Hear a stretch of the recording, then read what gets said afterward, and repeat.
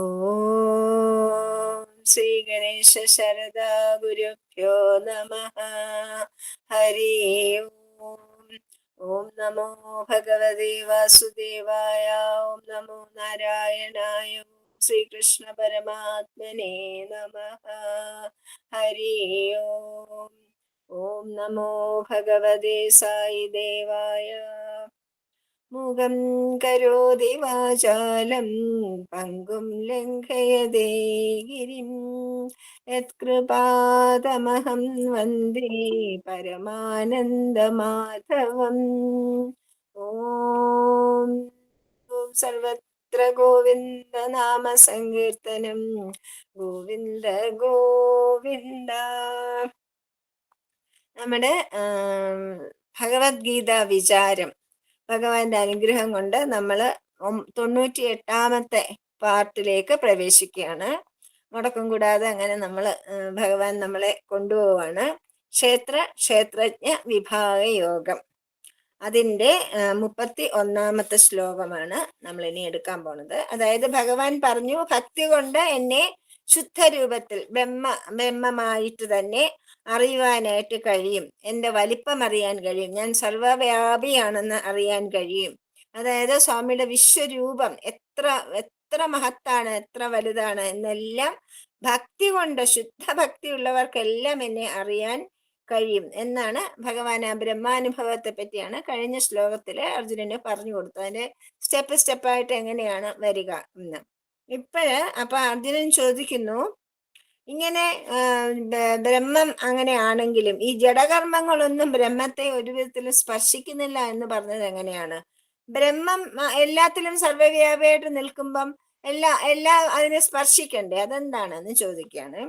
അപ്പൊ ഭഗവാൻ പറയുന്നു, അനാദിത്വാത് നിർഗുണത്വാത് പരമാത്മയമവ്യയാ ശരീരസ്ത്വാപി കൗന്ദേയ ന കരോതി ന ലിപ്യതേ. അല്ലയോ അർജുന, അവ്യയ അയം പരമാത്മാ, ഞാൻ ഒരിക്കലും ഒരഴിവുമില്ലാത്ത, ഒരു കുറവും വരാത്തതായ സർവവ്യാപിയായ ഈ പരമാത്മാവാണ്. ഈ അനാദിയാണ്. അനാദിത്വാത്, ആദിയില്ലാത്തത് കൊണ്ടും നിർഗുണത്വാത്, നിർഗുണമാണ്, ഒരു ഗുണങ്ങളില്ലാത്തവനായതുകൊണ്ടും പിന്നെ ശരീരസ്ഥ അഭി, അതായത് ജഡങ്ങൾ എന്ന് പറയുന്നതെല്ലാം ശരീരമുണ്ടല്ലോ. ചരാചരങ്ങളിലും ശരീരമുണ്ട്. എല്ലാം ശരീരമുള്ളതാണ്. പർവ്വതമാണെങ്കിലും മലയാണെങ്കിലും നദിയാണെങ്കിലും നമുക്ക് എല്ലാവർക്കും വിഗ്രഹങ്ങളാണ്. നമുക്ക് എല്ലാവർക്കും ശരീരമുണ്ട് അല്ലേ? ഭഗവാൻ അരൂപിയാണ്, ശരീരമില്ല, അനാദിയായി നിർഗുണനായി നിൽക്കുന്ന ആളാണ്. അതുകൊണ്ട് ദേഹങ്ങളിൽ സ്ഥിതി ചെയ്യുമ്പോഴും ഞാൻ ഒന്നും ചെയ്യുന്നില്ല. ഞാൻ ദേഹത്തിന്റെ ഉള്ളിൽ ചൈതന്യമായി വർത്തിക്കുമ്പോഴും ഞാനൊന്നും ചെയ്യുന്നില്ല എന്നാണ് ഭഗവാൻ പറയുന്നത്. എന്നാൽ ലിപ്യത, ഞാനൊന്നും ചെയ്യുന്നുമില്ല, ഞാൻ ഒന്നുമായിട്ടും കൂടിക്കുഴഞ്ഞ് ചേരുന്നതുമില്ല. അതാണ് ഭഗവാൻ മാറി സാക്ഷിഭൂതനായിട്ട് നിൽക്കുകയാണ്. ഭഗവാൻ സാക്ഷി മാത്രമാണ് എന്നാണ് അതിന്റെ അർത്ഥം. അല്ലയോ അർജുന, ഒരഴിവുമില്ലാത്ത സർവവ്യാപിയായ ഈ പരമാത്മാവ് ആദിയില്ലാത്തതായതുകൊണ്ടും നിർഗുണമായതുകൊണ്ടും ദേഹങ്ങളിൽ സ്ഥിതി ചെയ്യുമ്പോഴും ഒന്നും ചെയ്യുന്നില്ല, ഒന്നുമായി കൂടിക്കുഴഞ്ഞു പോകുന്നുമില്ല, ഒന്നുമായിട്ടും ബന്ധപ്പെടുന്നില്ല.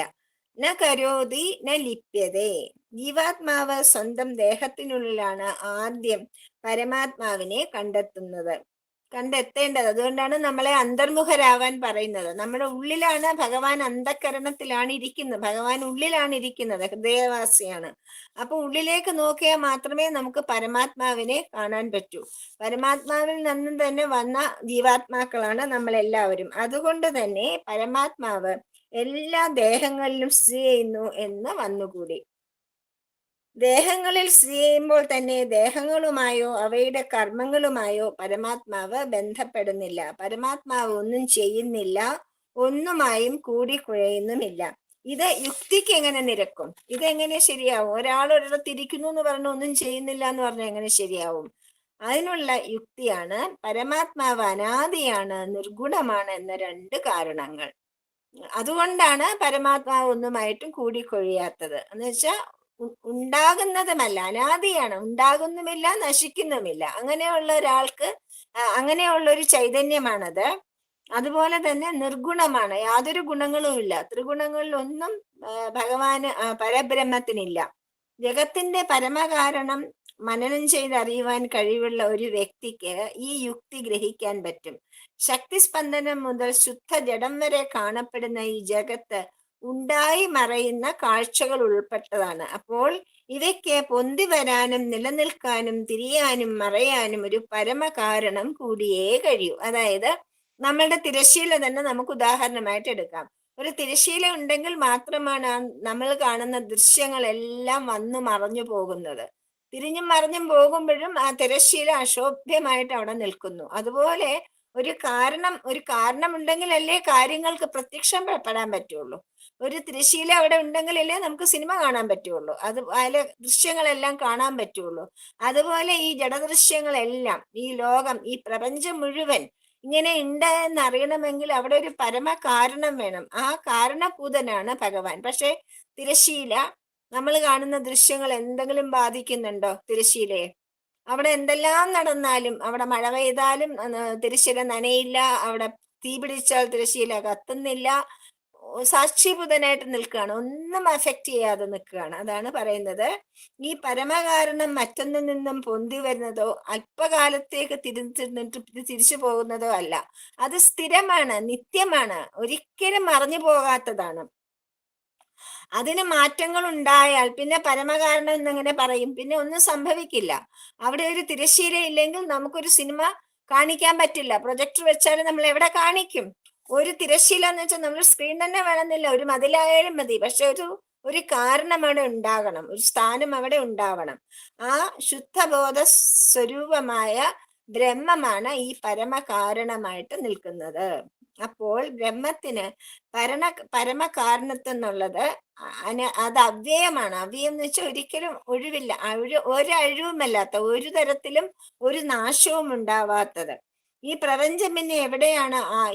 ഈ ഭഗവാൻ എവിടെ? ഈ ചുമരുണ്ടെങ്കിലേ ചിത്രമുള്ളെന്ന് നമ്മൾ പറയില്ലേ? ചുമരുണ്ടെങ്കിലേ ചിത്രമുള്ളൂ. ആ ഒരു ചുമരവിടെ ഇല്ലെങ്കിൽ നമുക്ക് ചിത്രം വരയ്ക്കാൻ പറ്റില്ല. അതുപോലെയാണ് ഭഗവാൻ അവിടെ ഇല്ലെങ്കിൽ ഈ പ്രപഞ്ചമില്ല.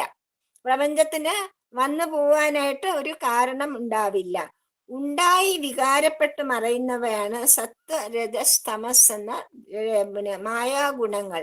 പ്രപഞ്ചമായി കാണപ്പെടുന്ന എല്ലാ ദൃശ്യങ്ങളിലും ഈ ത്രിഗുണങ്ങളുടെ പല അളവിലുള്ള, ചിലത് സത്വം മാത്രമായിരിക്കും, ചിലത് സത്വവും രജസ്സുമായിരിക്കും, ചിലത് രജസ്സും തമസ്സുമായിരിക്കും, ചിലത് മൂന്നും കൂടെ കലർന്നതായിരിക്കും. ഇങ്ങനെ ഈ ത്രിഗുണങ്ങളെ അങ്ങോട്ടും ഇങ്ങോട്ടും തിരിച്ചും മറിച്ചും തിരിച്ചും ഇട്ടിട്ടുള്ള ആണ് ഈ പ്രപഞ്ച സൃഷ്ടി ഭഗവാൻ ചെയ്തിരിക്കുന്നത്, മായ. അങ്ങനെ ഈ ഗുണങ്ങൾ അതുകൊണ്ട് ഉണ്ടാകാത്തതും മറയാത്തതുമായ വസ്തുവിനെ ഒരു തരത്തിലും ബാധിക്കില്ല. അതാണ് ഭഗവാൻ നിർഗുണനാണ് എന്ന് പറയുന്നത്. ഉണ്ടായി മറയുന്ന ഗുണങ്ങളൊന്നും ഭഗവാനെ ബാധിക്കുകയില്ല. വികാരപ്പെടുത്തലല്ല ബാധിക്കൽ. അതായത് പരമാത്മാവ് നിർഗുണനാണ്. അതുകൊണ്ട് തന്നെ പ്രപഞ്ചവും പരമാത്മാവുള്ള ബന്ധം എങ്ങനെയാണ്? കാനൽ ജലവും മരുഭൂമിയും പോലെ. മരുഭൂമിയിൽ കാനൽ ജലം നമ്മൾ കാണുന്നു, മരീചിക എന്ന് പറയില്ലേ, വെള്ളമുണ്ടെന്നുള്ള തോന്നൽ, പക്ഷെ വെള്ളമില്ല. പക്ഷെ മരുഭൂമി ഉണ്ട്, മരുഭൂമി അവിടെ തന്നെ ഉണ്ട്. പക്ഷെ മരുഭൂമിയിൽ കാണുന്ന മരീചിക അല്ലെങ്കിൽ കാനൽ ജലം അവിടെ ഇല്ലാത്തതാണ്. അതുപോലെയാണ് ഈ പരബ്രഹ്മനും ഈ പ്രപഞ്ചവും. പരബ്രഹ്മൻ അവിടെ ഉണ്ട്, മരീചികയാണ് ഈ പ്രപഞ്ചം. മനസ്സിലായില്ലേ? അതാണ്. അപ്പൊ പിന്നെ അടുത്ത ചോദ്യം ചോദിക്കുകയാണ്, ഇത് എങ്ങനെ നിരക്കുന്നുണ്ട്, പക്ഷെ ഇത് എങ്ങനെയാണ്? ചെറിയ തോതിലെങ്കിലും ഒരു ദൃഷ്ടാന്തം ഭഗവാൻ എനിക്ക് കാട്ടിത്തരുമോ എന്ന് ചോദിക്കുക. പറയാ, യഥാ സർവഗതം സൗക്ഷ്മ്യാത് ആകാശം നോപലിപ്യതേ സർവത്രാവസ്ഥിതോ ദേഹേ തഥാത്മാനോപലിപ്യതേ. സർവഗതം, സർവത്ര നിറഞ്ഞിരിക്കുന്ന ആകാശം എന്ന് വെച്ചാൽ സ്പേസ് നമ്മൾ പറയുന്നതാണ് ആകാശം. അതിനെ ഭൂതാകാശം എന്ന് പറയും. അതിന് ആദ്യവുമില്ല അന്ത്യവുമില്ല, എല്ലായിടത്തും നിറഞ്ഞു നിൽക്കുന്ന, എല്ലായിടത്തും വ്യാപിച്ചു നിൽക്കുന്നതാണ് അത്. സൂക്ഷ്മമാണ്, അത് സൂക്ഷ്മമാണ്. അതിനെ നമ്മൾ എങ്ങനെ നമുക്ക് വ്യാഖ്യാനിക്കാൻ പറ്റും? ഒരു സ്പേസിനെ അല്ലെങ്കിൽ ആകാശത്തെ അതിനെ വർണ്ണിക്കാൻ നമുക്ക് പറ്റില്ല, വർണ്ണനാതീതമാണ്. അത് എല്ലായിടത്തും നിറഞ്ഞ് നിൽക്കുന്ന അത്ര സൂക്ഷ്മമാണ്. സൂക്ഷ്മമായതിനെ നമ്മൾ എങ്ങനെ അനുഭവിക്കും? അതാണ് യഥാ, എപ്രകാരമാണോ ഉപലിപ്യതേ, മറ്റ് ഭൂതരൂപങ്ങളുമായി കൂടിക്കുഴയാതെ കാണപ്പെടുന്നത്. ആകാശം ഒറ്റയ്ക്ക് മാറി നിൽക്കുകയാണ്, അതിൽ ജലമോ ഒന്നും അതിനെ സ്പർശിക്കുന്നില്ല. നമ്മുടെ ആകാശത്തിന് സ്പേസ്, മഴ പെയ്താൽ അത് നനയുന്നുണ്ടോ, തീ പിടിച്ചാൽ അത് കത്തുന്നുണ്ടോ, ഒന്നുമില്ല. അത് പ്രത്യേകമായിട്ട് നിൽക്കുകയാണ്, സൂക്ഷ്മമായിട്ട്, അല്ലേ? അതുപോലെ ഭൂതരൂപങ്ങളുമായിട്ട് ഒന്നുമായിട്ടും അത് കൂടിക്കഴിയുന്നത് കാണുന്നില്ല.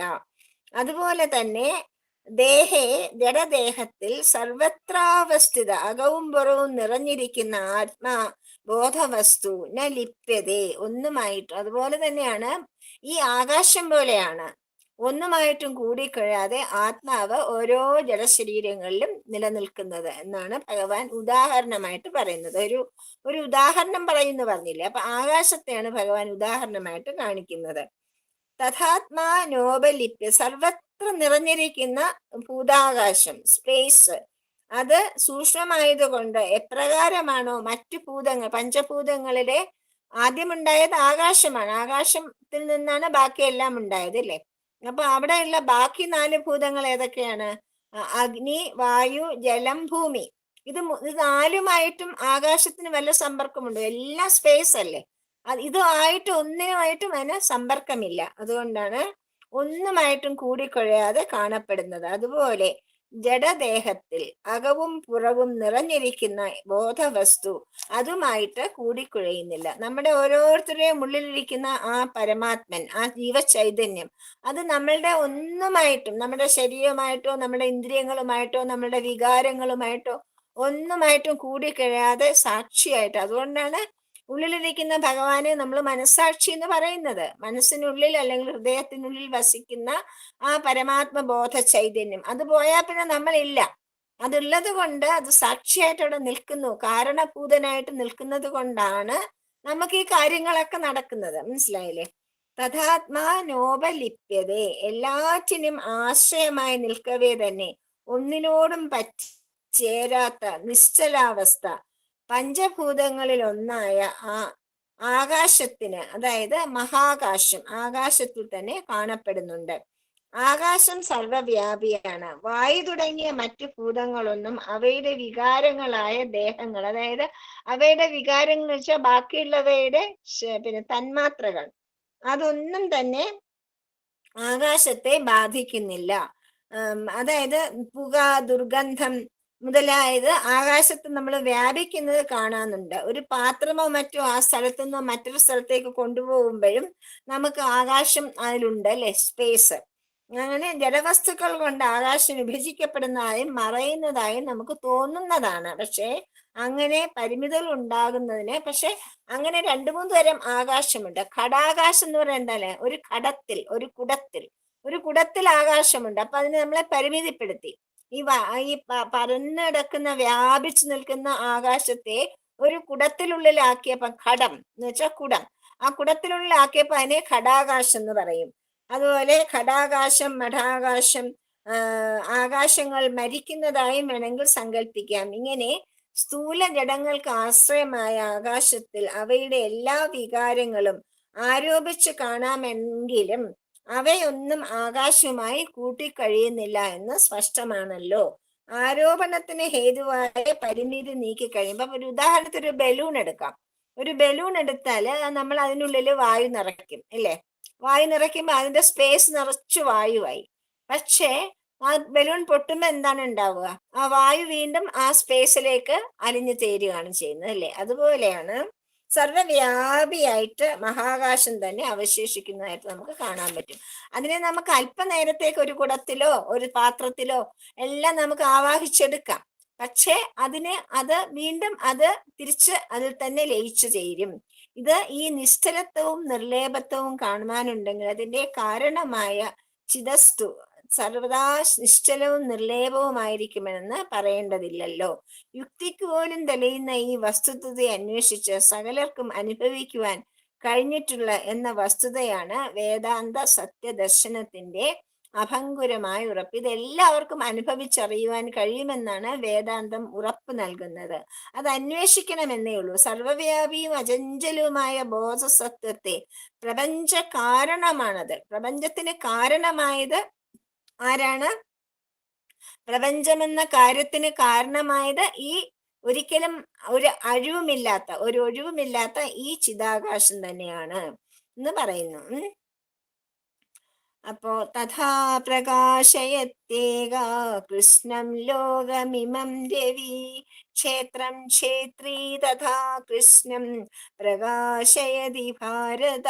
അപ്പൊ ചോദിച്ചു, അങ്ങനെയാണെങ്കിൽ ഈ അനന്തോട് ജഡരൂപങ്ങളെ ഒറ്റയ്ക്ക് പ്രകാശിപ്പിക്കാൻ കഴിയുമോ? അതിന് ഒരുപാട് ജഡരൂപങ്ങൾ ഒരുപാടില്ലേ, നമ്മൾ മനുഷ്യർ മാത്രമല്ലല്ലോ, 84,000 കോടി സ്പീഷീസ് ആണുള്ളത്, ജീവികൾ മാത്രം, അല്ലാതെ ചരങ്ങളും അചരങ്ങളും എത്രയാണുള്ളത്. അപ്പൊ ഇതിലെല്ലാത്തിലും പിന്നെ ഒരു പ്രകാശിപ്പിക്കാൻ കഴിയുമോ? അതിനൊരു ദൃഷ്ടാന്തം കാണിക്കാമോ എന്ന് ചോദിക്കുകയാണ്. അപ്പൊ പറയാണ്, സൂര്യൻ ഏകം ഒറ്റയ്ക്ക് ഇമം കൃഷ്ണം ലോകം ഈ സമ്പൂർണ്ണ ജഗത്തിനെയും പ്രകാശമാനമാക്കുന്നില്ലേ? എപ്രകാരമാണോ സൂര്യൻ ഈ സമ്പൂർണ്ണ ജഗത്തിനെയും പ്രകാശമാക്കുന്നത്, അതുപോലെ ഭാരത അർജുന ക്ഷേത്രജ്ഞനായ ചിദസ്തു, അതായത് ബോധസ്വരൂപൻ, ആത്മൻ, പരമാത്മൻ എന്നൊക്കെ പറയുന്ന, അല്ലെങ്കിൽ ചിത് വസ്തു എന്ന് വെച്ചാൽ ചിന്മയമായ വസ്തു. കൃഷ്ണം ക്ഷേത്രം, ക്ഷേത്രം എന്ന് പറയുന്നത് സമ്പൂർണ്ണ ജഡങ്ങളെ, എല്ലാത്തിലും ക്ഷേത്രജ്ഞൻ ചെയ്യുന്ന എല്ലാം ക്ഷേത്രമാണ്. ആ ക്ഷേത്രത്തില് എല്ലാത്തിനെയും പ്രകാശിപ്പിക്കുന്നു, ഉള്ളതായിട്ട് തോന്നിപ്പിക്കുന്നു. സൂര്യൻ ഒറ്റയ്ക്ക് സമ്പൂർണ്ണ ജഗത്തിനെയും എപ്രകാരമാണോ പ്രകാശിപ്പിക്കുന്നത്, അതുപോലെ അല്ലയോ അർജുന, ക്ഷേത്രജ്ഞനായ ചിത് വസ്തു സമ്പൂർണ്ണ ജഡജഗത്തിനെയും ഉള്ളതാക്കി പ്രകാശിപ്പിക്കുന്നു എന്ന് അറിയേണ്ടതാണ്. ക്ഷേത്രം പ്രകാശയതി. പുറമേ സൂര്യൻ ഒറ്റയ്ക്കാണ് ജഗത്തിന് മുഴുവൻ പ്രകാശം ഉണ്ടാക്കുന്നത്. ചന്ദ്രൻ, അഗ്നി തുടങ്ങിയ തേജോ രൂപങ്ങൾ പോലും സൂര്യന്റെ പ്രകാശം പകർന്നെടുത്തുകൊണ്ടാണ് പ്രകാശിക്കുന്നത് എന്നാണല്ലോ നമുക്കറിയാലോ, പ്രസിദ്ധമായിട്ടുള്ളത്. അപ്പോൾ സൂര്യൻ സ്വയം പ്രകാശിക്കുന്നു, മറ്റു തേജോ രൂപങ്ങൾക്ക് പ്രകാശം പകർന്നു കൊടുക്കുന്നു. തേജസ്സില്ലാത്തവയെയും തന്റെ തേജസ് കൊണ്ട് പ്രകാശിപ്പിക്കുന്നു. അതായത് ചന്ദ്രൻ എന്ന് പറഞ്ഞ ഉപഗ്രഹത്തിന് സ്വന്തമായ തേജസ് ഇല്ല, പിന്നെ അതങ്ങനെയാണ് പ്രകാശിക്കുന്നതായിട്ട് നമുക്ക് കാണുന്നത്. എങ്ങനെയാണ് നിലാവ് പൊഴിച്ച് പ്രകാശിപ്പിച്ച് നിൽക്കുന്നത്? സൂര്യന്റെ പ്രകാശത്തിലാണ് അത് പ്രകാശിക്കുന്നത്. ഇതുപോലെയാണ് ബോധസ്വരൂപമായ പരമാത്മാവ്. എന്താണ് പരമാത്മന്റെ പ്രകാശിപ്പിക്കൽ?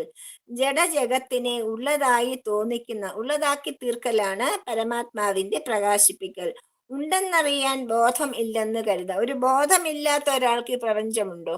നമ്മൾ ബോധശൂന്യനായിട്ട് നമ്മൾ നല്ല ഉറക്കമാണെങ്കിൽ പോലും നമുക്ക് ഈ ലോകം ഉണ്ടെന്ന് അറിയാൻ പറ്റുമോ? അപ്പൊ ബോധം വേണം, ഇല്ലേ? ഈ ജഡജഗത്ത് എന്താണ്, എങ്ങനെ ഉള്ളതാകും? സൂര്യനെ പോലെ തന്നെ പരമാത്മാവ് 3 ഘട്ടങ്ങളിലായിട്ടാണ് പ്രകാശിപ്പിക്കുന്നത്. സ്വയം പ്രകാശിക്കുന്ന സൂര്യനെ പോലെ സർവത്ര പരിപൂർണനായി സത്യം അഥവാ ഉണ്മ അനുഭവിച്ചുകൊണ്ട് പരമാത്മാവായിട്ട് വിളങ്ങുന്നു, സൂര്യനെ പോലെ വിളങ്ങുന്നു. ചന്ദ്രൻ, അഗ്നി മുതലായ തേജോ രൂപങ്ങൾക്ക് സൂര്യൻ തേജസ് പകർന്നു കൊടുക്കുന്നു. അതുപോലെ പരമാത്മാവ് എല്ലാ ജീവാത്മാക്കൾക്കും ഉണ്മയുടെ അനുഭവം പറഞ്ഞു കൊടുക്കും. നമ്മളുടെ വിചാരം എന്താണ്? ഈ പ്രപഞ്ചം സത്യമാണെന്ന്, നമ്മളൊക്കെ സത്യമാണെന്നല്ലേ നമ്മളുടെ വിചാരം. നമ്മളുടെ ജഡരൂപങ്ങളാണ് നമ്മൾ, പക്ഷെ നമ്മളൊക്കെ സത്യമാണെന്ന് നമ്മൾ കരുതുന്നത് എന്തുകൊണ്ടാണ്? ഭഗവാൻ നമുക്ക് അങ്ങനെ എല്ലാ ജീവാത്മാക്കൾക്കും ഉണ്മയുടെ അനുഭവം പകർന്നു തരുന്നു. എങ്ങനെയാണോ സൂര്യൻ തന്റെ പ്രകാശം കൊണ്ട് ചന്ദ്രനെയും മറ്റും പ്രകാശിപ്പിക്കുന്നത്. സൂര്യന്റെ പ്രകാശമില്ലെങ്കിൽ ചന്ദ്രനും അഗ്നിയും ഒന്നുമില്ല. സൂര്യൻ ഉള്ളത് കൊണ്ടാണ് ചന്ദ്രനും അഗ്നിയും ഒക്കെ ഉള്ളത്. അതുപോലെ ഭഗവാൻ ഉള്ളത് കൊണ്ടാണ്, അല്ലെങ്കിൽ പരമാത്മാവ് ചൈതന്യം ഉള്ളത് കൊണ്ടാണ് ജഡചൈതന്യങ്ങളെല്ലാം ഉള്ളത്. അതുകൊണ്ട് അത് തേജസ്സില്ലാത്ത വസ്തുക്കളെയും സൂര്യൻ എങ്ങനെയാണോ പ്രകാശിപ്പിക്കുന്നത്, അതുപോലെ ഉണ്മയില്ലാത്ത എല്ലാ ജഡങ്ങളെയും പരമാത്മാവും ജീവാത്മാക്കളും എന്ന് ചേർന്ന് ഉണ്മയുള്ളതാക്കി തീർക്കുന്നു. പരമാത്മാവ് എപ്പോഴാണോ ജഡരൂപങ്ങളിൽ പ്രവേശിക്കുന്നത്, അപ്പം ജീവാത്മാവ് എന്ന മട്ടിൽ അത് ഉള്ളിലിരിക്കുമ്പോൾ അത് ജഡരൂപം മാറി ചൈതന്യവത്തായി തീരുന്നു. എങ്ങനെയാണോ സൂര്യൻ ചന്ദ്രനെയും അഗ്നിയെയും ജ്വലിപ്പിക്കുന്നത്, അതുപോലെ ഈശ്വരന്റെ ചൈതന്യം, പരമാത്മന്റെ ചൈതന്യം ജീവാത്മാക്കളായിട്ട് മാറ്റുന്നു എല്ലാത്തിനെയും. ഇപ്പൊ ഇതൊന്നും അറിയാൻ ജീവന്മാരിൽ ബോധമില്ലെങ്കിലോ? അങ്ങനെ വന്നാൽ പിന്നെ സൂര്യൻ ഉണ്ടെന്ന് നമുക്ക് തോന്നുമോ? ഭഗവാൻ ഉണ്ടെന്ന് തോന്നുമോ? ഒന്നുമില്ല. അപ്പൊ ആ ബോധം സർവത്ര തന്നെ പരിപൂർണമായി നിന്നുകൊണ്ട് ഉണ്ട് എന്ന് അനുഭവിച്ചറിയുന്ന ജഗത്തിനെ ഉള്ളതാക്കി പ്രകാശിപ്പിക്കുന്നു, ഉണ്ട് എന്ന അനുഭവം തന്നെയാണ് ആത്മാവിന്റെ അസ്തിത്വത്തിന് ഏറ്റവും വലിയ തെളിവ്. ആത്മാവ് ഉണ്ടെന്നുള്ളതിന്റെ ഏറ്റവും വലിയ തെളിവ് എന്താണ്? ഉണ്ട് എന്ന് നമ്മൾ അറിയുന്നു. അത് നമ്മൾ ഉണ്ടെന്ന് നമുക്ക് തോന്നുന്നത് ആത്മാവിന്റെ അതിൽ നമ്മള് പ്രതിഫലിക്കുന്നത് കൊണ്ടാണ്. എങ്ങനെ സൂര്യൻ ചന്ദ്രനെ പ്രകാശവത്താക്കുന്നതോ അതുപോലെ പരമാത്മാവ് എല്ലാ ജഡങ്ങളെയും ജീവാത്മാവെന്ന മട്ടിൽ പ്രകാശവത്താക്കുന്നു, അല്ലെങ്കിൽ ജീവൻ ഉള്ളതാക്കി തീർക്കുന്നു. അതുകൊണ്ടാണ്, അങ്ങനെയാണ് നിലനിൽപ്പിന്റെ രഹസ്യം ഭഗവാൻ വിശകലനം ചെയ്ത് പറഞ്ഞു കൊടുക്കുന്നത്. ക്ഷേത്രക്ഷേത്രജ്ഞയോരവന്തരം ജ്ഞാനചക്ഷുഷാ ഭൂതപ്രകൃതി മോക്ഷം ച ഏ വിദുര്യാന്തി ദേ പരം. ഈ വിവരിച്ച പ്രകാരം ക്ഷേത്രക്ഷേത്രജ്ഞയോ അന്തരം, ജഡത്തിന്റെയും ചേതനന്റെയും പരസ്പര ഭേദവും, ഭൂതപ്രകൃതി മോക്ഷം ച ജഡദേഹങ്ങളിലും പ്രകൃതിയിൽ നിന്നുള്ള മോചനത്തിന്റെ സ്വഭാവവും, ജ്ഞാനചക്ഷുഷ പ്രത്യക്ഷ ജ്ഞാനത്തിലൂടെ ഏ വിദു ആര് അനുഭവിച്ചറിയുന്നുവോ തേ പരം യാന്തി അവർ സത്യസ്വരൂപികളായി ഭവിക്കുന്നു. എങ്ങനെയുള്ളവരാണ്? സത്യാന്വേഷകരായിട്ട് സത്യത്തെ അന്വേഷിച്ച് കണ്ടുപിടിച്ചവർ, അല്ലെങ്കിൽ ഈശ്വര സാക്ഷാത്കാരം നേടിയവർ എന്ന് നമ്മൾ പറയുന്നത് ആരെയാണ്? ഈ വിവരിച്ച പ്രകാരം ജഡത്തിന്റെയും ചേതനന്റെയും, അതായത് ക്ഷേത്രത്തിന്റെയും ക്ഷേത്രജ്ഞന്റെയും പരസ്പരത്വം, അത് പരസ്പരം ഒരുമിച്ചിരിക്കുമ്പോഴാണ് ജഡരൂപങ്ങളൊക്കെ ചേതനയുള്ളതായി മാറുന്നത്, അല്ലെ? ജഡദേഹങ്ങളിലും പ്രകൃതിയിൽ നിന്നുള്ള അതുപോലെ തന്നെ അതറിയുന്നു. പിന്നെ ഈ ജഡരൂപത്തിൽ നിന്ന് നമുക്ക് മുക്തി നേടണമെങ്കിൽ എന്ത് വേണം? അതിന് മോചനത്തിന്റെ സ്വരൂപം എന്താണ്? ആ മോചനത്തിന്റെ സ്വരൂപം എന്ന് വെച്ചാൽ പ്രത്യക്ഷ ജ്ഞാനമാണ്. പ്രത്യക്ഷ ജ്ഞാനം എന്താണ്? ഈ ജഡരൂപങ്ങളെല്ലാം പ്രകാശിപ്പിക്കുന്നത് ഈ പരമാത്മാവാണ്, ബോധവസ്തുവാണ് എന്നുള്ള അറിവ്.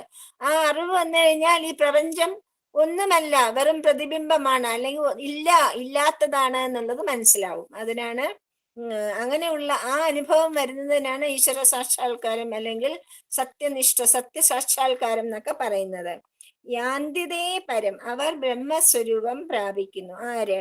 ജ്ഞാന സാധനങ്ങളെ അഭ്യസിച്ച് പ്രത്യക്ഷമായ വസ്തുബോധം വന്നവർ. വസ്തുബോധം എന്ന് വെച്ചാൽ എന്താണ്? പരമാത്മബോധം, ഭഗവാനെ പറ്റിയുള്ള വസ്തു നമ്മുടെ എപ്പോഴും ഭഗവാൻ പറയുന്നത്, വസ്തു എന്നും ബോധം എന്നും ഭഗവാൻ പറയുന്നത് എല്ലാം ഈ പരമാത്മ ചൈതന്യത്തെ പറ്റിയാണ്. പരമാത്മൻ എന്നുള്ള ആ ഒരു നിത്യനായ ചൈതന്യത്തെ പറ്റിയാണ് ഭഗവാൻ വസ്തു എന്നും ബോധം എന്നും ഒക്കെ പറയുന്നത്. അവർക്ക് ക്ഷേത്രവും ക്ഷേത്രജ്ഞനും വ്യക്തമായിട്ട് തിരിച്ചറിയാം. അവർ ദേഹമുള്ളപ്പോൾ തന്നെ ദേഹത്തിൽ നിന്നും ദേഹകാരണമായ പ്രകൃതിയിൽ നിന്നും മോചനം നേടുന്നു. ജീവിച്ചിരിക്കുമ്പോൾ തന്നെ കർമ്മവാസന നിശേഷം അകറ്റി പ്രകൃതിയിൽ നിന്നും കൂടി. എങ്ങനെയാണ് പ്രകൃതിയിൽ നിന്ന് മോചനം നേടുക?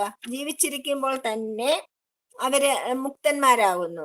മരിക്കണ്ട, മുക്തി നേടാൻ മരിക്കുകയൊന്നും വേണ്ട, മോക്ഷം കിട്ടാൻ മരിക്കണ്ട. മോക്ഷം എന്ന് വെച്ചാൽ എന്താണ്? മോഹക്ഷയം. എല്ലാ മോഹങ്ങളും അവസാനിപ്പിച്ച് എല്ലാ കർമ്മവാസനകളും ഉപേക്ഷിച്ച് ഒരു കർമ്മത്തിൽ ഒരു ആസക്തിയുമില്ലാതെ കർമ്മം ചെയ്തുകൊണ്ടേയിരിക്കുന്നു. കാരണം എന്താണ്? ആ പൂർണ്ണമായ ബോധമുണ്ടായി, കർമ്മവാസന നിശേഷം പോയി കഴിഞ്ഞു. എന്നിട്ട് അങ്ങനെയാണ് നമ്മൾ ഈ പ്രകൃതിയിൽ നിന്നും, അതായത് മോക്ഷണം നേടേണ്ടത്. ദേഹം വിട്ടുപോയാലും പ്രകൃതിയിൽ ലയിച്ചിട്ട് കാലാന്തരത്തിൽ ജനിക്കാൻ ഇടവന്നേക്കും. ദേഹം ഉപേക്ഷിച്ചു പോകുന്നവർ മുക്തി നേടിയെന്ന് നമുക്ക് തീർച്ച പറയാൻ പറ്റില്ല. കാരണം എന്താണ്? പിന്നെ വീണ്ടും ജന്മമെടുക്കേണ്ടി വരും. പക്ഷേ ജീവിച്ചിരിക്കുമ്പോൾ തന്നെ മുക്തനായ ഇങ്ങനെയുള്ള യോഗികൾ, മുനിമാർ, അവർക്ക് പിന്നെ ഒരു കർമ്മവാസന നിശേഷം തീർന്നതുകൊണ്ട് പിന്നെ അവർക്കൊരു ജന്മമില്ല. അവരെ ജീവൻ മുക്തന്മാരാണ്. ദേഹമുള്ളപ്പോൾ തന്നെ ദേഹമോക്ഷവും പ്രകൃതി മോക്ഷവും. പ്രകൃതി എന്ന് വെച്ചാൽ എന്താണ്? പഞ്ചഭൂതാത്മകമാണ് പ്രകൃതി. ആ പ്രകൃതി പഞ്ചഭൂതാത്മകമാണ്, ഒന്നുമില്ലാത്തതാണ്, ഭഗവാന്റെ കാരണത്തിന്റെ പ്രത്യക്ഷത മാത്രമാണ് എന്ന് മനസ്സിലാകുമ്പോൾ അവരെയാണ് ഞാൻ നിത്യമുക്തനായ ബ്രഹ്മമെന്നും ജഡമെല്ലാം എന്റേതെന്ന വെറും ശക്തി പ്രകടനാളെന്നും അവർ അനുഭവിക്കുന്നു. അവർക്ക് എന്താണ് മനസ്സിലാവുന്നത്? ക്ഷേത്രജ്ഞന്റെ ശക്തി പ്രകടനങ്ങൾ, അല്ലെങ്കിൽ ക്ഷേത്രജ്ഞനിൽ വന്നു മറയുന്നത് മാത്രമാണ് ഈ പ്രപഞ്ചം എന്നവർക്ക് മനസ്സിലാവുന്നു. അപ്പൊ ഈ കാണുന്ന ജഡരൂപങ്ങളെല്ലാം തന്നെ ഭഗവാന്റെ ശക്തിയുടെ ഒരു ഇതാണെന്ന് അവർക്ക് മനസ്സിലാവുന്നു. അപ്പൊ പിന്നെ രണ്ടാമതൊന്നില്ല, ഞാനെന്ന വസ്തു മാത്രമേ ഉള്ളൂ എന്നുള്ള ആ താതാത്മ്യം അവര് പ്രാപിക്കുന്നു. അതാണ് നിർവികൽപ്പം എന്നൊക്കെ പറയുന്ന അവസ്ഥ. രണ്ടാമൊരു വസ്തു ഇല്ലെങ്കിൽ പിന്നെ ജനനമെന്ത്, മരണമെന്ത്, സംസാരമെന്ത്, അല്ലെങ്കിൽ സംസാരം എന്ന് വെച്ചാൽ ലോകമെന്ത് എന്നൊക്കെയുള്ള ദേഹങ്ങളിലും അവയ്ക്ക് ഹേതുവായ പ്രകൃതിയിലും, അതായത് അജ്ഞാനത്തിൽ നിന്നുള്ള മോചനം, ഈ മോചനം അനുഭവിക്കുന്നവർ സാക്ഷാൽ ബ്രഹ്മം തന്നെയായി മാറുന്നു. അതായത് ജീവിച്ചിരിക്കെ തന്നെ ഭഗവാനെ അറിഞ്ഞവർ, ക്ഷേത്രജ്ഞനെ അറിഞ്ഞവർ ജീവൻ മുക്തരായി തീരുന്നു. അവർ മോചനം അനുഭവിച്ച് ജീവിച്ചിരിക്കുമ്പോൾ തന്നെ അവർ മോക്ഷപ്രാപ്തരായി കഴിഞ്ഞു എന്നാണ് ഭഗവാൻ പറയുന്നത്. എന്നിട്ട് ഭഗവാൻ ഇവിടെ ഉപസംഹരിക്കുകയാണ് ഈ അധ്യായ അർത്ഥ സംക്ഷേപം നമുക്ക് നോക്കാം. ഈ അധ്യായത്തിൽ എന്താണ് മുഴുവൻ ഇതുവരെ സ്വാമി പറഞ്ഞത് എന്നാണ് നമ്മൾ നോക്കാൻ പോണത്. അനന്യഭക്തി കൊണ്ട് ഭഗവാനെ അറിയുവാൻ കഴിയും, കാണാൻ കഴിയും, ഭഗത് സ്വരൂപൻ പ്രാപിക്കാൻ കഴിയും എന്നാണ് ഭഗവാൻ ഇതിനു മുമ്പ് 11ഉം 12ഉം അധ്യായത്തിൽ പറഞ്ഞത്. അതായത് ഭക്തിയോഗത്തിലും അതിനു മുമ്പുള്ള വിശ്വരൂപ യോഗത്തിലും ഭഗവാൻ പറഞ്ഞത് ഭഗവാനെ അനന്യഭക്തി കൊണ്ട് അറിയാൻ കഴിയും. ആ അറിവും കാണലും സ്വരൂപം പ്രാപിക്കലും എങ്ങനെ സാധ്യമാകുമെന്നാണ് ഈ അധ്യായത്തിൽ പറയുന്നത്. ക്ഷേത്രമെന്നും ക്ഷേത്രജ്ഞനുമുള്ള വിശകലനത്തിൽ ആരംഭിച്ച് ക്ഷേത്രജ്ഞൻ മാത്രമാണ് സത്യം എന്ന് ബോധ്യപ്പെടുത്തി തരുന്നത് കൊണ്ടാണ് ഈ ക്ഷേത്രജ്ഞ യോഗം എന്ന് ഈ അധ്യായത്തിന് പേര് തന്നെ ഇട്ടിരിക്കുന്നത്. ദേഹമാണ് ക്ഷേത്രം. എല്ലാ ദേഹങ്ങളും, നമ്മുടെ മനുഷ്യദേഹം മാത്രമല്ല, ജഡരൂപങ്ങളെ എല്ലാം ഭഗവാന്റെ ക്ഷേത്രമാണ്. ദേഹത്തെ അറിയുന്ന ബോധം ക്ഷേത്രജ്ഞനാണ്. പക്ഷെ നമ്മളെ സംബന്ധിച്ചിടത്തോളം നമുക്ക് മനുഷ്യർക്ക് മാത്രമേ അങ്ങനെ ഒരു ബോധം, ക്ഷേത്രജ്ഞനെ അറിയാനുള്ള കഴിവുള്ളതെന്നാണ് നമ്മൾ വിചാരിക്കുന്നത്. നമുക്ക് ബാക്കി മൃഗങ്ങളെ പറ്റി പറയാൻ അറിയില്ലല്ലോ. നമ്മൾ വിചാരിക്കുന്നത് നമുക്ക് മാത്രമാണ് ആ അറിവുള്ളതെന്നാണ്. അപ്പം ഈ അറിയുന്ന ബോധം ക്ഷേത്രജ്ഞനും, ക്ഷേത്രം ശരീരമാണ് എന്നറിയുന്നത് ആരാണ്? ക്ഷേത്രജ്ഞനാണ്. മഹാഭൂതങ്ങൾ, അതായത് പഞ്ചഭൂതങ്ങൾ മുതൽ എല്ലാ തത്വങ്ങളും അടങ്ങിയതാണ് ക്ഷേത്രം. അതായത് നമ്മൾക്കറിയാലോ, നമ്മുടെ പഞ്ചഭൂതങ്ങള്, ജ്ഞാനേന്ദ്രിയം, കർമ്മേന്ദ്രിയം, പിന്നെ നമ്മുടെ പിന്നെ തന്മാത്രകളെല്ലാം, അതെല്ലാം നമ്മൾ പല പ്രാവശ്യം പറഞ്ഞിട്ടുണ്ട്. നമുക്ക് അഹം, ചിത്തം, അഹങ്കാരം, ഇതെല്ലാം ചേർന്നിട്ട് നമുക്ക് 31 ആസ്പെക്ട്സ് ഉള്ളതായിട്ട് നമ്മൾ പറഞ്ഞിട്ടുണ്ട്. ആ ആസ്പെക്റ്റിലെല്ലാം അടങ്ങിയതാണ് ക്ഷേത്രം അഥവാ ജഡം. ക്ഷേത്രജ്ഞന്മാരെ വേർതിരിച്ചറിയുന്നതാണ് അറിവ്. തുടർന്ന് അമാനിത്വം, അദംഭിത്വം, അഹിംസ, ശാന്തി, അതായത് ക്ഷേത്രനെയും ക്ഷേത്രജ്ഞനെയും നമ്മൾ വേർതിരിച്ചറിഞ്ഞു കഴിഞ്ഞാൽ നമുക്ക് ഉണ്ടാകുന്ന അമാനിത്വം എന്ന് വെച്ചാൽ മാനാപമാനങ്ങളില്ലായ്ക, ആ അവസ്ഥ. അദംഭിത്വം എന്ന് വെച്ചാൽ അഹങ്കാരം, ദമ്ഭില്ലായ്മ. അഹിംസ എന്ന് വെച്ചാൽ അറിയാലോ, ശാന്തി എന്ന് വെച്ചാൽ ശാന്തി, എപ്പോഴും സമചിത്തത. ആർജവം എന്ന് വെച്ചാൽ അനുസരണ. ആചാര്യോപാസനം എന്താണ്? ഗുരുക്കന്മാരെ വന്ദിക്കല്. ശൗചം, ശുദ്ധി. സ്ഥൈര്യം, ധൈര്യം. മനോനിയന്ത്രണം, വൈരാഗ്യം. അനഹങ്കാരം എന്താണ്? ഞാനാണ് എന്നുള്ള ഭാവമില്ലാത്ത അവസ്ഥ. ജന്മാദി ദോഷ ദർശനം, അനാസക്തി, സമചിത്തത്വം, അനന്യഭക്തി, ഏകാന്തത, ആത്മജ്ഞാനദാർഢ്യം, തത്വജ്ഞാനം എന്നീ ജ്ഞാനോപായങ്ങൾ അഭ്യസിച്ച് ക്ഷേത്രജ്ഞനെ വേർതിരിച്ച് അനുഭവിക്കണം. നമ്മള് ഈ സ്വഭാവങ്ങളെല്ലാം നമ്മളുടെ സാധനയിലൂടെ അനുഭവിച്ച് ഉറപ്പുവരുത്തിയാൽ മാത്രമേ നമുക്ക് ആ ജീവൻ മുക്ത അവസ്ഥയിൽ എത്താനായിട്ട് പറ്റുകയുള്ളൂ. ഇതെല്ലാം നമ്മൾ ഒരുപോലെ നിരന്തരം അഭ്യസിച്ചുകൊണ്ടേയിരിക്കണം. അപ്പോഴാണ് നമുക്ക് എന്തുണ്ടാവുക? ക്ഷേത്രജ്ഞനെ വേർതിരിച്ച് അനുഭവിച്ച് നമ്മുടെ ഉള്ളിൽ ഇറങ്ങുന്ന, അതായത് രമണ മഹർഷിയൊക്കെ ശ്രീ രമണ മഹർഷിയൊക്കെ സർവത്ര ആത്മനെ ലഭിച്ചുകൊണ്ടിരുന്നു. രമണ മഹർഷിയുടെ പുസ്തകം വായിച്ച് എനിക്ക് ഒന്നും മനസ്സിലാവില്ല കേട്ടോ. കാരണം അതിൽ ആത്മൻ എന്നൊരു വാക്കല്ലാതെ അദ്ദേഹം വേറെ ഒന്നും ഉപയോഗിക്കുന്നില്ല. ആത്മതത്വം, ആത്മാന്ന് മാത്രം ആണ് അദ്ദേഹം ഉപയോഗിക്കുന്നത്. അപ്പം അങ്ങനെ ക്ഷേത്രജ്ഞനെ വേർതിരിച്ചറിഞ്ഞ് അനുഭവിക്കണം. ഇതിനാണ് ഭഗവത് ദർശനം എന്ന് പറയുന്നത്.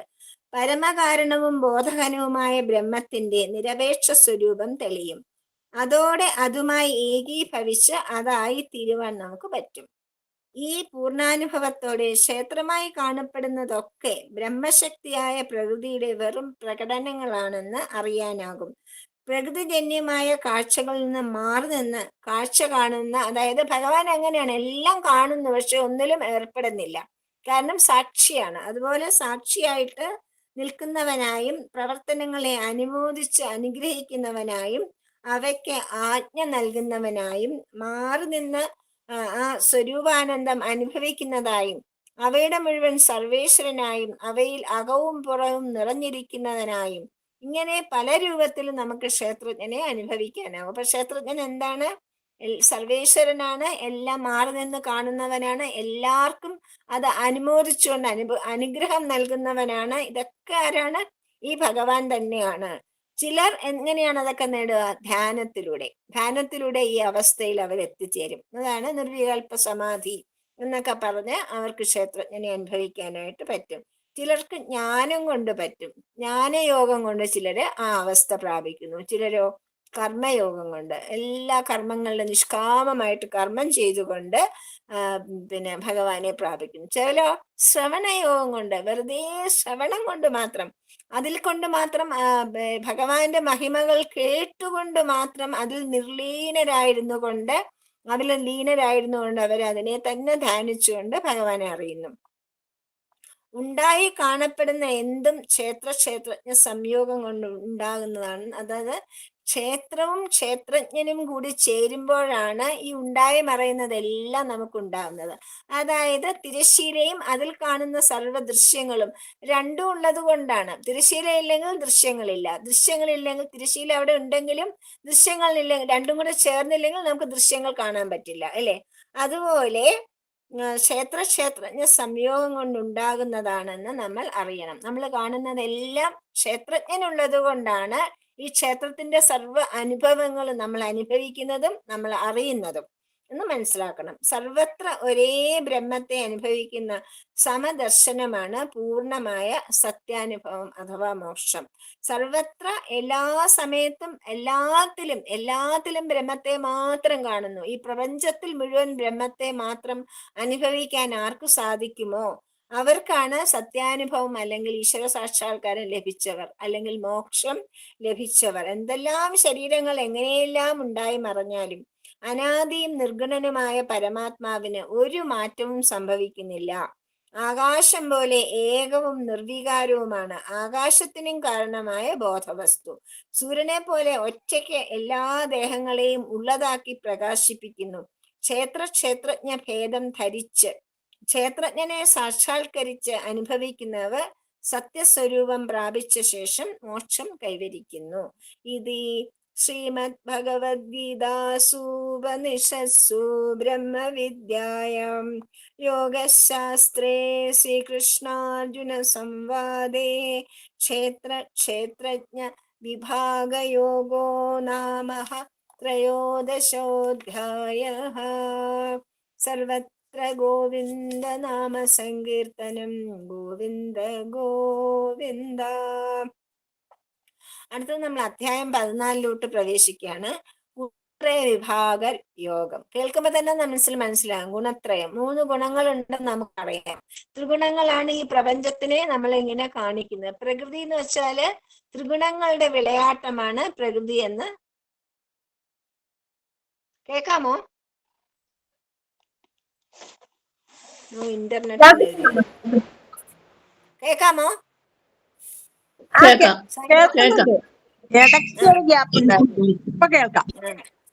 നോ ഇന്റർനെറ്റ് എഴുതി വന്നതാണ്. അധ്യായം 14 നമ്മൾ കടക്കുകയാണ്. ഗുണത്രയ വിഭാഗ യോഗം.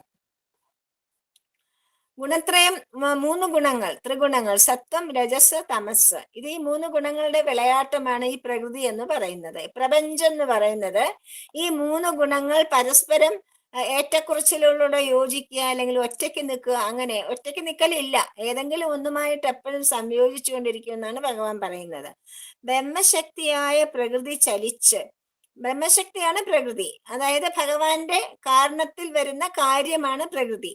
അത് ചലിച്ച് ത്രിഗുണങ്ങളെ വേദനിക്കുന്നതോടെയാണ് ക്ഷേത്രങ്ങളുടെ അഥവാ ജഡങ്ങളുടെ കാഴ്ച ആരംഭിക്കുന്നത്. പല അളവിലുള്ള ത്രിഗുണങ്ങളുടെ കൂടിക്കലർപ്പാണ് എല്ലാ ജഡരൂപങ്ങളും. ഒരെണ്ണത്തിൽ സത്വം മാത്രം, ഒരെണ്ണത്തിൽ ജഡം മാത്രം, ഒരെണ്ണത്തിൽ സത്വരജം ഒരുമിച്ച്, രജസും തമസ്സും ഒരുമിച്ച്, സത്വവും തമസ്സും ഒരുമിച്ച്, ഇങ്ങനെ പല രീതിയിൽ മിക്സ്ഡ് ആണ് എല്ലാം. മനസ്സിലായില്ലേ? അങ്ങനെ ത്രിഗുണങ്ങളെ കൂടിക്കലർപ്പാണ് എല്ലാ ജഡരൂപങ്ങളും. അപ്പോൾ ബ്രഹ്മശക്തിയായ പ്രകൃതിയുടെ പ്രവർത്തന വിധവും ത്രിഗുണങ്ങളുടെ കൂടിക്കലർപ്പിന്റെ വിശദാംശവും അറിഞ്ഞാൽ ക്ഷേത്രങ്ങളിൽ നിന്നും ഒഴിഞ്ഞു മാറാൻ ക്ഷേത്രജ്ഞന് എളുപ്പമാവും. അതുകൊണ്ട് അവ വിവരിക്കുവാനാണ് ഭഗവാൻ ഈ അധ്യായത്തില് തുടങ്ങിയിരിക്കുന്നത്. പ്രധാനമായി ഗുണവിഭാഗം ചർച്ച ചെയ്യുന്നത് കൊണ്ടാണ് ഈ അധ്യായത്തിന് ഗുണത്രയ വിഭാഗ യോഗം എന്ന് പേര് നൽകിയിരിക്കുന്നത്. ആദ്യമായി അറിവിന്റെ കാതലായ മറ്റൊരംശം കൂടി ഞാൻ പറഞ്ഞു തരാം അർജുന എന്ന് ഭഗവാൻ പറയണം. അതായത് കാതലായ ഒരു അംശം പറഞ്ഞു കൊടുത്തു കഴിഞ്ഞു. ക്ഷേത്രജ്ഞനെ പറ്റി എന്റെ വിശ്വരൂപം ദർശനം നിനക്ക് കാണിച്ചു തന്നു. എനിക്ക് ആരാണ് പ്രിയപ്പെട്ടവരെന്ന് ഞാൻ നിന്നോട് പറഞ്ഞു തന്നു. എന്റെ വിഭൂതികളൊക്കെ നിനക്ക് ഞാൻ പറഞ്ഞു തന്നു. ഇനി ഒരു കാര്യം കൂടെ പറഞ്ഞു തരാം. അതായത് അറിവിന്റെ കാതലാണത്.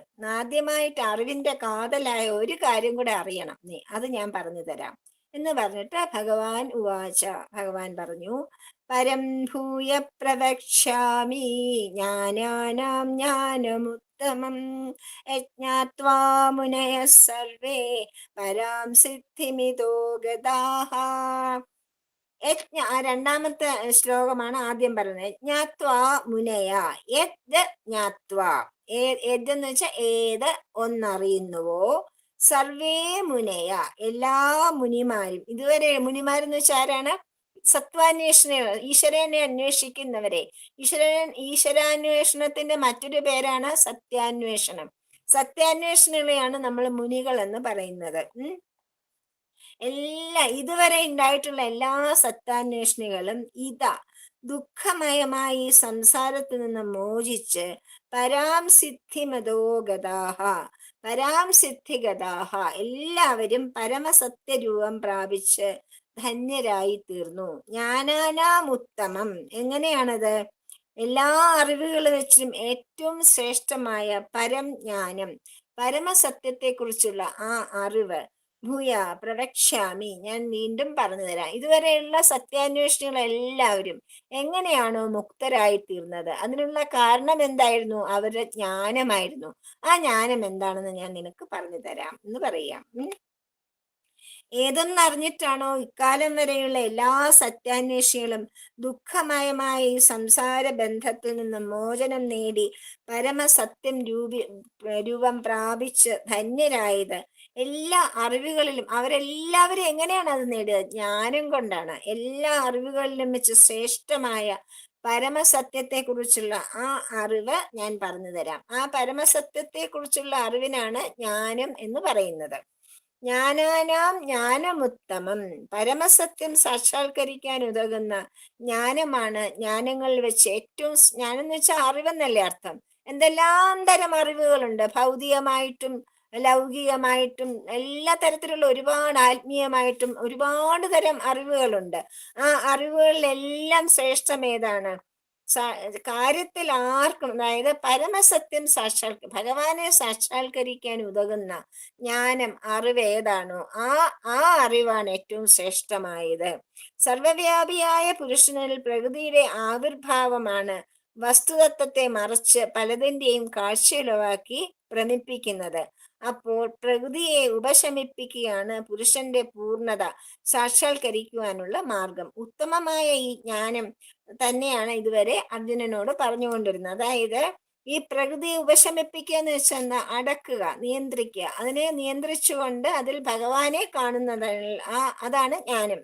എല്ലാത്തിലും ഭഗവാനെ ദർശിക്കുക. ക്ഷേത്രജ്ഞ യോഗത്തിൽ പ്രകൃതി ഗുണാത്മകമായിട്ടാണ് ആവിർഭവിക്കുന്നത്. സത്വം, രജസ്, തമസ് എന്നീ ത്രിഗുണങ്ങളെ വേർതിരിച്ച് അവയെ പല അളവിലും കൂട്ടിച്ചേർത്താണ് പ്രകൃതി പ്രപഞ്ചത്തെ നിർമ്മിക്കുന്നത്. പ്രകൃതി ഭഗവാനും പുരുഷനും പ്രകൃതിയും.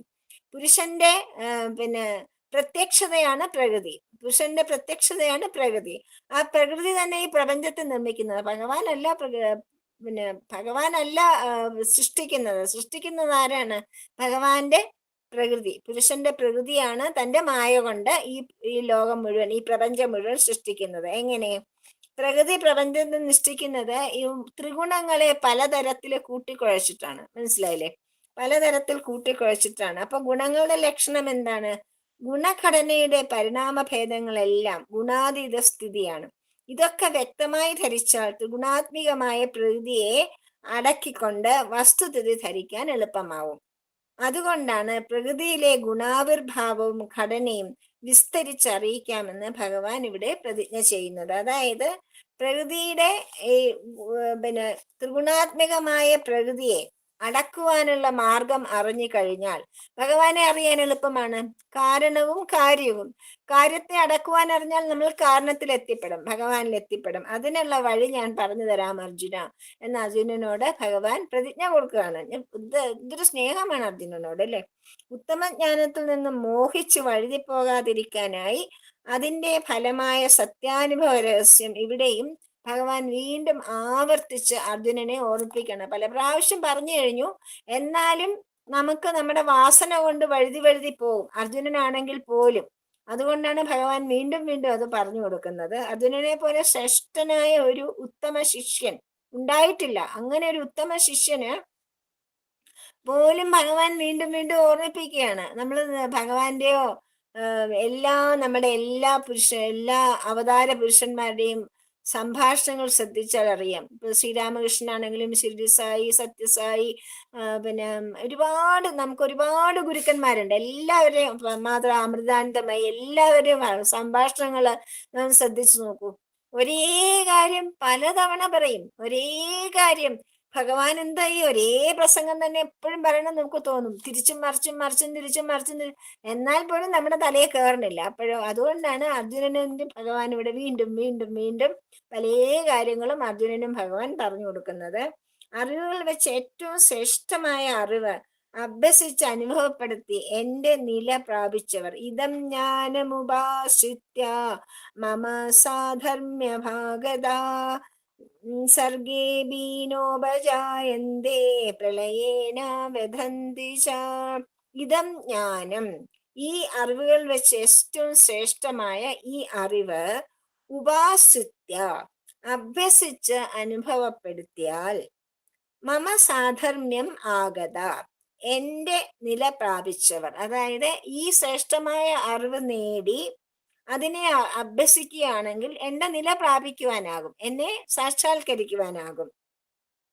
സർഗേ അഭി, പ്രകൃതി നിപ്രവർത്തനമായ സൃഷ്ടി നടന്നുകൊണ്ടിരിക്കുമ്പോഴും ന ഉപാജായതേ, ജനിക്കുന്നതായി ഭ്രമിക്കുന്നില്ല. അങ്ങനെയുള്ളവർ, എന്നെ സാക്ഷാത്കരിച്ചവർ എന്താണ് ചെയ്യുന്നത്?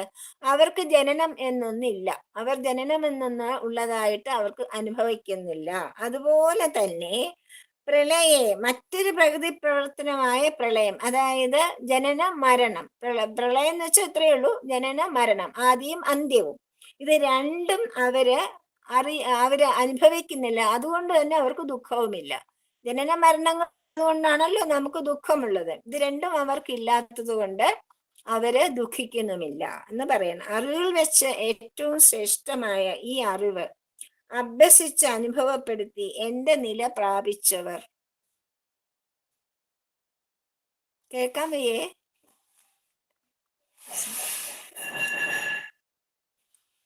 സൈറാം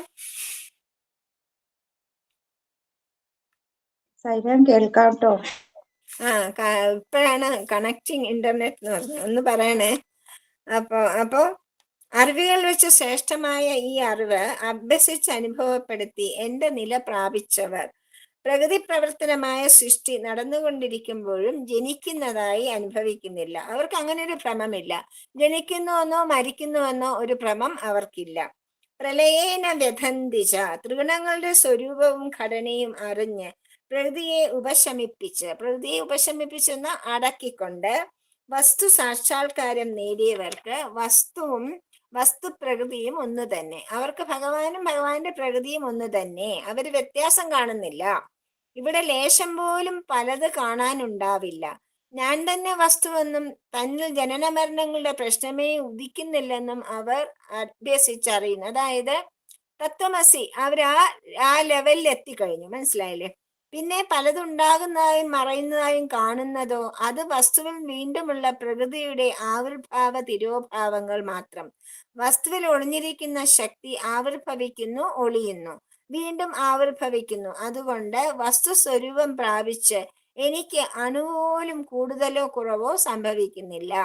എന്തൊക്കെ പ്രകൃതിയിൽ സംഭവിച്ചാലും ഭഗവാന് യാതൊരു മാറ്റവുമില്ല. അചഞ്ചലനായിട്ട് നിത്യനായിട്ട് ആ പരബ്രഹ്മ സ്വരൂപം നിലകൊള്ളും. ആ വസ്തുത ഇങ്ങനെ അഭ്യസിച്ചറിഞ്ഞ തത്വമസി എന്ന ആ പ്രാപിച്ചവർക്ക് അറിയാനും പറ്റും. അതുകൊണ്ട് അവർക്കൊരു ഭ്രമവുമില്ല, അവർക്കൊരു ദുഃഖവുമില്ല. ജനിക്കുന്നു എന്നുള്ള ഭ്രമവുമില്ല, മരിക്കുന്നു എന്നുള്ള ദുഃഖവും അവർക്കില്ല. അവർക്കറിയാം ഇതെല്ലാം ഒന്നുമല്ല, വെറും കളികളാണ് എന്ന്. അപ്പൊ അതുകൊണ്ട് സൃഷ്ടി നടന്നുകൊണ്ടിരിക്കുമ്പോഴും ഞാൻ ജനിക്കുന്നു എന്നവർ ഭ്രമിക്കുന്നില്ല. പ്രകൃതി ദൃശ്യങ്ങൾ മറയുമ്പോൾ ഞാൻ ഇല്ലാതെയാകുന്നു എന്നവർ ദുഃഖിക്കുന്നുമില്ല. സത്യാനുഭവം ഇല്ലായ്മയാണ് ജനന മരണ സംഭ്രമത്തിന് കാരണമെന്ന് ഭാവം. നമുക്കിത് നമ്മുടെ ലെവലിൽ ഇത് നമുക്ക് മനസ്സിലാക്കാനേ പറ്റില്ല. ഇപ്പൊ സത്യസായി ബാബയുടെയോ അല്ലെങ്കിൽ അമൃതാനന്ദമയോടോ സംഭാഷണങ്ങൾ ശ്രദ്ധിച്ചാൽ അവർ ഈ രൂപത്തിലാണ് അവരെപ്പോഴും നിലകൊള്ളുന്നത്. അവർ ഈ ഭാവത്തിലാണ് അവരെപ്പോഴും. അവർക്ക് ജനനവുമില്ല, മരണവുമില്ല, ദുഃഖവുമില്ല, വിഷമവുമില്ല, യാതൊരു തരത്തിലുള്ള അറ്റാച്ച്മെന്റും ഇല്ല, ആരോടും ദേഷ്യമില്ല, ആരോടും സ്നേഹവുമില്ല, എല്ലാവരോടും ഒരുപോലെ. കാരണം അവരുടെ സംഭാഷണങ്ങൾ കേട്ട് നമുക്കറിയാം ഭഗവാന്റെ പല പല ഉദാഹരണങ്ങളുണ്ട്. എന്ത് സംഭവിച്ചാലും, ലോകത്ത് എന്ത് സംഭവിച്ചാലും യാതൊരു തരത്തിലുള്ള പതർച്ചയില്ല, യാതൊരു തരത്തിലുള്ള സംഭ്രമങ്ങളില്ല. എന്തുകൊണ്ടാണ്? ഇതൊക്കെ മറയുന്ന ദൃശ്യങ്ങളാണ് എന്ന് ഭഗവാൻ അറിയാം. അതുകൊണ്ടാണ് പ്രകൃതി ഗുണങ്ങളെ വേർതിരിച്ച് വിവരിക്കാൻ ഒരുമ്പെടുന്ന ഭഗവാൻ അർജുനന് പ്രത്യക്ഷാനുഭവം എന്ന വിശ്വരൂപന്റെ നില അവലംബിച്ച് ഗുണഭാഗ വിവരണത്തിന് ഉണങ്ങുന്നു. അപ്പൊ ഇനിയും ഭഗവാൻ എന്താണ് ചെയ്യാൻ പോണെന്ന് വെച്ചാല് ഗുണവിഭാഗത്തിനെ പറ്റി, ഗുണങ്ങളെ പറ്റി വിസ്തരിച്ച് അർജുനന് പറഞ്ഞു കൊടുക്കാൻ പോവുകയാണ്.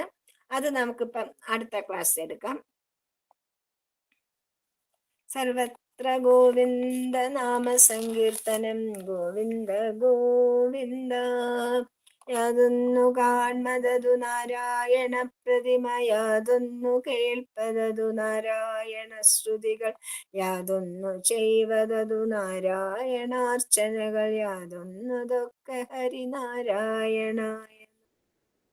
സർവത്ര ഗോവിന്ദ നാമ സങ്കീർത്തനം, ഗോവിന്ദ ഗോവിന്ദ. സ്വസ്തി പ്രജാഭ്യ പരിപാലയന്താം ജ്ഞാനേന മാർഗേണ മഹീമഹീഷാം, ഗോബ്രാഹ്മണേഭ ശുഭമസ്തു നിത്യം. സമസ്തലോകാഃ സുഖിനോ ഭവന്തു, സമസ്തലോകാഃ സുഖിനോ ഭവന്തു, സമസ്തലോകാഃ സുഖിനോ ഭവന്തു. ഓം ശാന്തി ശാന്തി ശാന്തി.